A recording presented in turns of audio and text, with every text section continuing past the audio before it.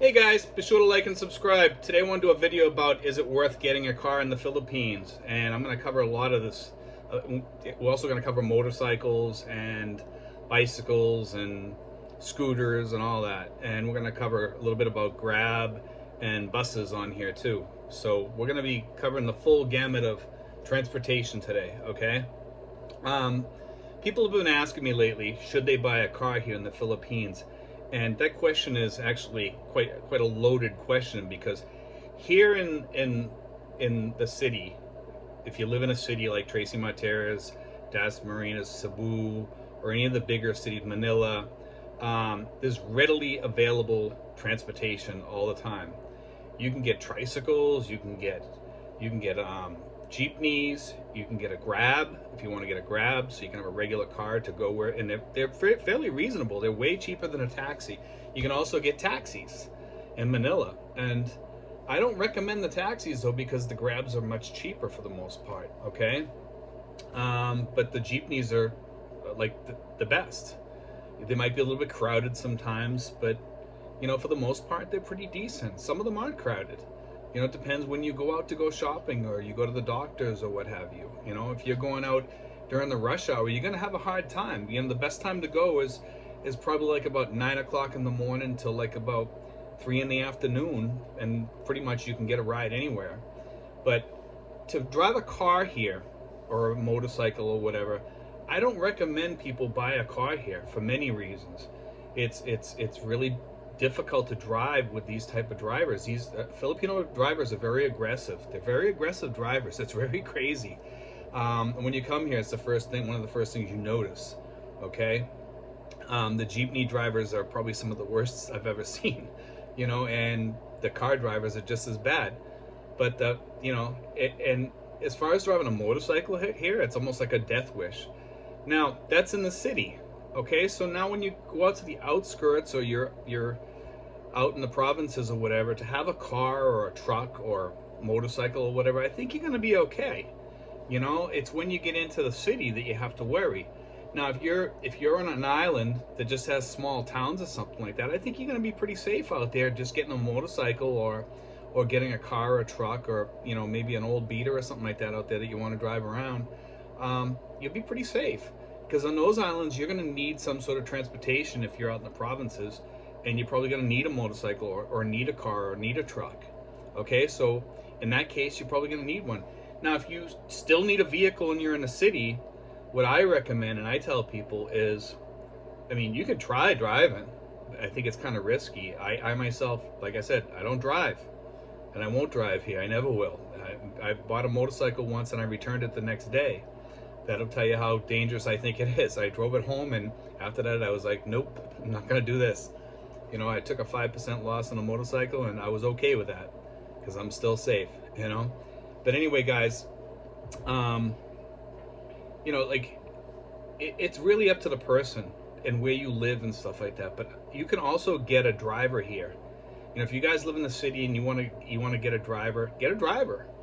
If you don't feel safe driving, hire somebody that drives regularly and say, hey, listen, tomorrow, I need to go here and I'll pay you so much or whatever to drive me around tomorrow, to go food shopping, to go to the doctors, whatever you got to do. And what I would do is tell them I'm going to need you like 2 or 3 times a month or whatever you're going to need them for, or 4 times a month or whatever. And just pay them a few bucks. It doesn't cost much to hire a driver here at all. I think it's probably the safest way to go because they're used to it. They know what they're doing. Just make sure you get a guy that's not a road cowboy. Just tell him, say, listen, I'm not looking for a road cowboy. I'm looking for a safe driver that's going to drive safe and get me there in one piece, and it's not going to be driving 100 miles an hour on the highways here, because some of them do. And you don't need that. You just don't need that. You want to be safe here. But the other thing is, I was thinking about getting a bicycle here. Okay, and my road 3 years ago used to be quiet. It was quiet out there. You had to wait for a long time for a car to come by. Sometimes like 15 minutes. It was that way when I first got here. This road was really, really quiet. And then they decided to make it a bypass for jeepneys to keep the main road quieter and less congested. So what happened was, all these jeepneys now come down this road all day long, okay? But there's a good part of that and there's a bad part. And here's the good part. I can walk up the walkway here, okay? And I can flag down a jeepney out there within 2 or 3 minutes in most cases. And I can go to Dasma, I can go to General Trias, I can go to just about anywhere I want. I can go to Manila, if I want to, I can walk to the bus station right around the thing here and go, get a bus. I can get a van. They have a van place here. I can catch a bus on the main road, going to Manila. It's really, really easy. That's in my area though. And some of these other areas are the same way. If you live in a pretty decent sized town, most roadways, main roadways, you can get a vehicle going anywhere you want because of the buses and transportation that they have here. And like I said, they have those vans too. And those vans, they're pretty fast, What they do is they go these private roads up to Manila and they can get you there in a half an hour sometimes, okay? You can be in downtown Manila within about half hour, 45 minutes, compared to sometimes the buses take an hour to 2 hours, depending on traffic. So, I mean, that's huge right there. And that's why I tell people, sometimes you just don't need your car. Unless if you really need to go get something big in your vehicle or something, you need to go food shopping or something like that. Even food shopping sometimes, I just take the tricycle. And I don't have a problem. I get 6 or 7, 8 bags sometimes of food or whatever, and I throw it on the tricycle. They ride me home. I unload it, and I'm set to roll. I'm all set. No need for a car. But if you want to have a car, then just hire your driver or drive if you feel comfortable driving, drive. But I don't recommend driving here by no means. That's one thing I'll tell you. Unless you're, like I said, if you live in the provinces, or you live like in Upper Luzon where it's kind of, remote in some places like that, I would say you're 100% okay out there, okay? Because of the remoteness. To have a motorcycle or a car or a truck or whatever, you'll be fine. You'll be 100% fine out there.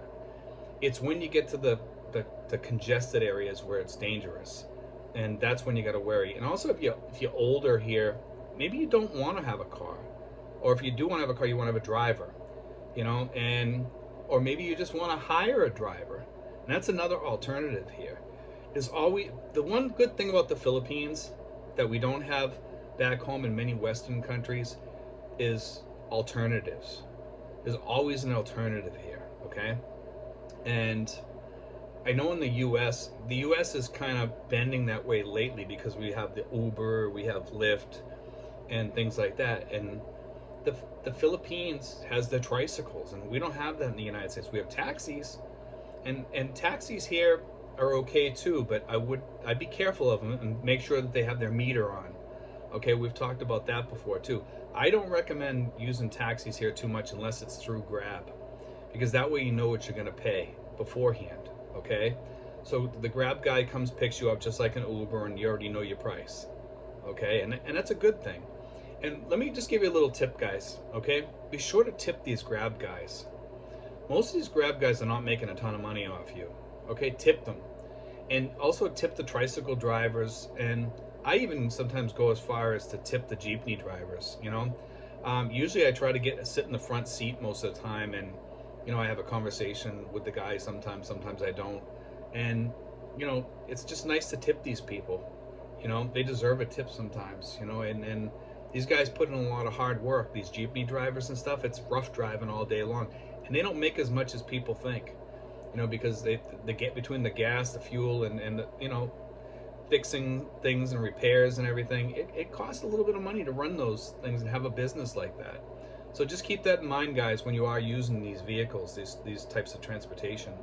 But I hope that helps you guys a little bit to make up your mind as to whether you need a vehicle or what you want to do, because